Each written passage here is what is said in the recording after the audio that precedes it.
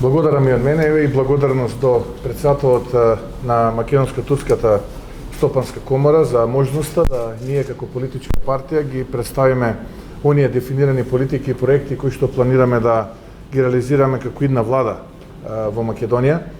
За нас е исклучително важно ова средба, бидејќи од она кое што знае македонската јавност, или па можеби се уште дел од таа јавност не знае, е фактот дека повеќе од 2 милиарди евра инвестиции имаат овие компании кои што се дел од оваа стопанска комора и повеќе од 10.000 вработени практично се дел од компаниите кои што се дел од Македонско-турската стопанска комора.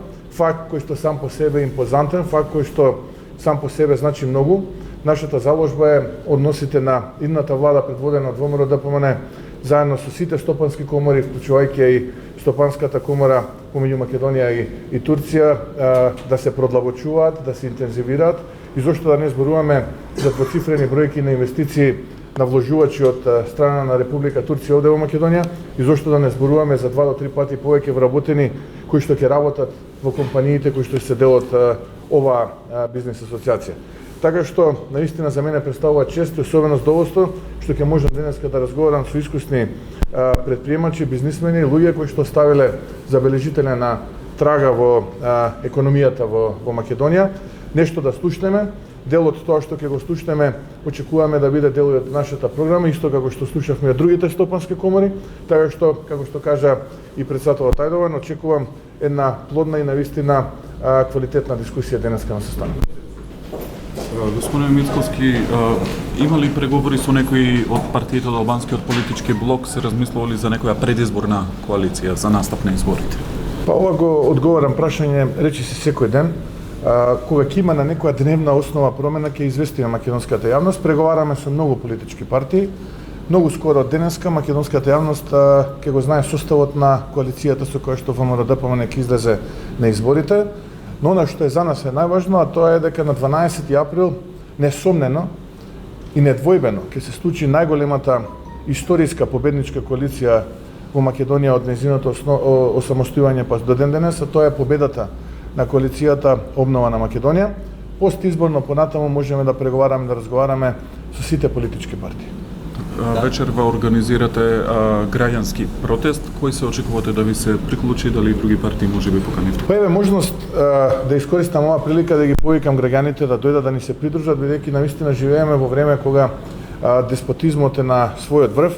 Гледаме и слушаме како се нарачуваат судски одлуки, тоа не е од било кој, туку зборуваме за Врховниот суд. Гледаме како се управувале и манипулираат специјални јавни обвинители. Ќе ве потсетам, тој истиот специјален јавен обвинител мене ме уценуваше во минатото да соработувам за да го одмрзне имотот на политичката партија. Ќе ве потсетам, ние влегуваме во избори, имаме помалку од 50 на дена, имотот на политичката партија ВМРО ДПМН се уште замрзнат и ние практично влегуваме на овие избори силно мотивирани да покажеме дека и без тоа известна е и е огромна победата која што ќе биде од страна во ВМРО ДПМН. Ги повикувам сите оние политички партии кои што минатото беа многу гласни за ветинг, за промени во суството, еве да застанат вече со нас, да ни се придружат и да побараме заеднички оваа неправда која што се случува во нашата држава еднашка за секогаш да престане, граѓаните да чувствуваат сигурност во правниот систем, а не да дозволиме политичките конвертити од Сваровски во Луи Витон судство да ни диктираат какви ќе бидат судските одлуки, какви ќе бидат судските пресуди, да се манипулира со животите на луѓето, да се управува практично со обвинителството и судството во држава. Денеска е исклучително голема можност и ги повикувам сите граѓани да дојдат да застанат рамо до рамо со нас, да забораваме на партиската боја, да забораваме на партиската припадност. 50 на дена неделата од денот на ослободување, така што повелете придружете ни се без било какви ограничувања. Од движење Беса избори исто така и ДСМ кажува дека вече се преговори и ова недела може би се очекува некој конкретен одговор дали ќе има коалиција или не. Дали вие конкретно со движењето Беса сте во разговори за предизборна коалиција? Јас не би сакал да зборувам со кого конкретно сме во разговори и во преговори.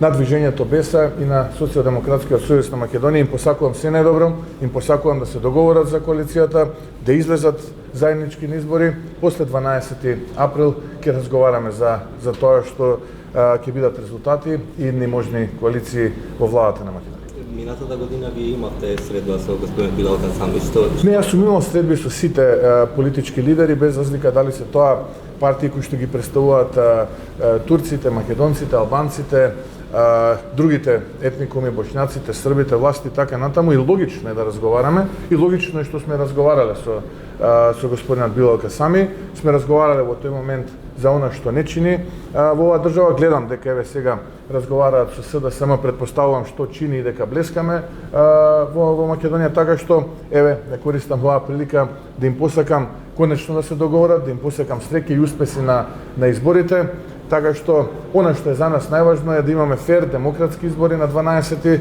април.